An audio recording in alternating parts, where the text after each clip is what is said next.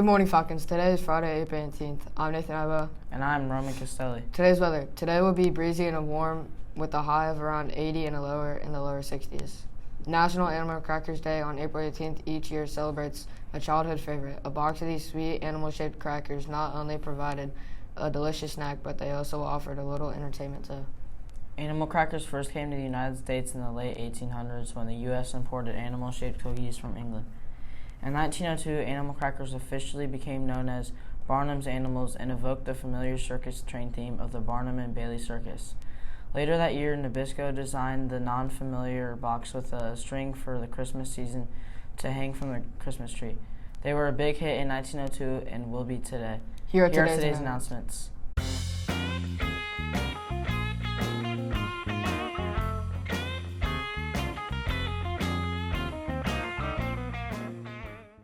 The Battle of the Books Mega Battle will be taking place today during SOAR. Good luck to all the 100 readers who will be facing off in an intense competition this Friday. Out of our 10 teams, only the winning 7th grade and 8th grade. Teams will advance to the final battle on May 9th. We can't wait to see which teams work together well and who knows their stuff.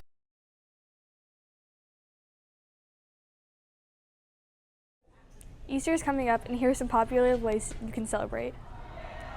One way you could celebrate Easter is sending lilies. In the Christian faith, many believe that these flowers sprouted where tears fell because of Jesus' crucifixion.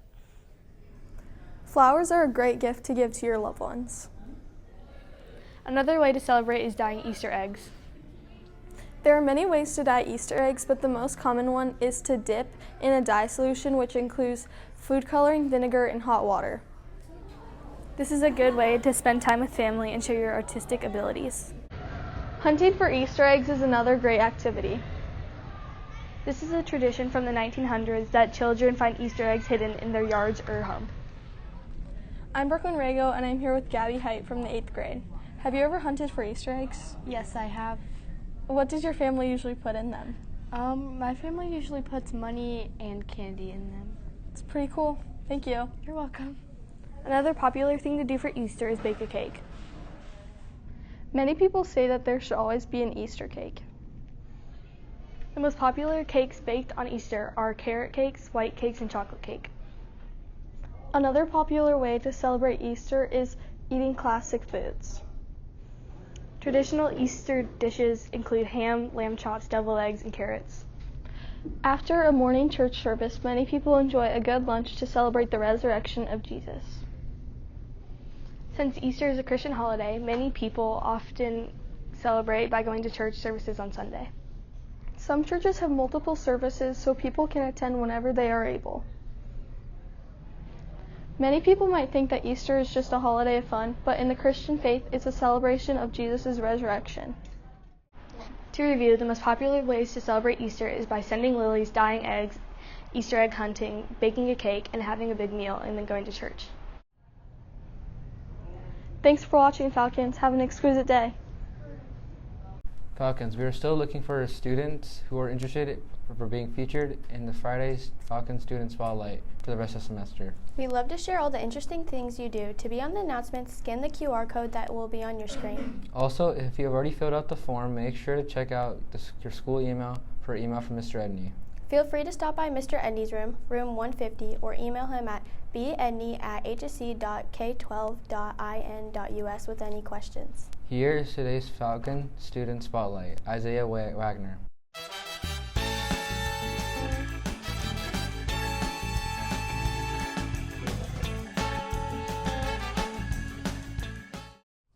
This week's Friday Falcon Student Spotlight is Isaiah Wagner. Thank you for joining us today, Isaiah. You're welcome. So, Isaiah loves animation and even has his own YouTube channel. What got you interested in animation, Isaiah? Probably like Alan Becker. His stick versus animator, or animation versus animator, the little stickman guys. I found that pretty cool, so I wanted to try my own. Yeah, it's pretty cool. So, is there a specific type of animation you do, or could you explain what you do about it? So mostly I just do 2D animation. However, there are many types of animation. So 3D, stop motion. You could do 2D like me, or you can make your own genre. It doesn't really matter. But as long as it's basically just a moving picture, it's considered animation. For someone who may be interested in animation, what is a good way for them to get started?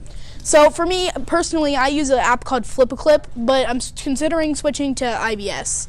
I don't have like a bunch of expensive crap. I just do it like on my phone. So.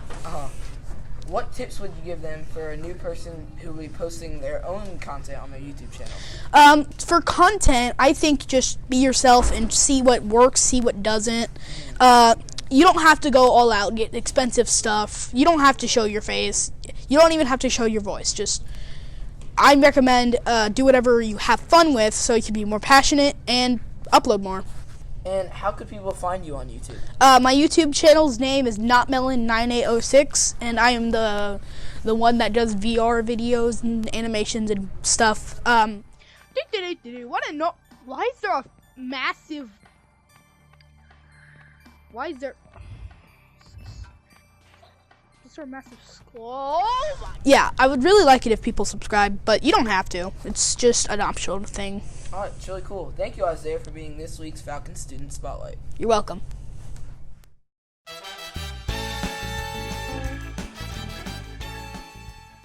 Thanks for tuning in, Falcons. Remember to be safe, optimistic, accountable, and respectful. Have a great day.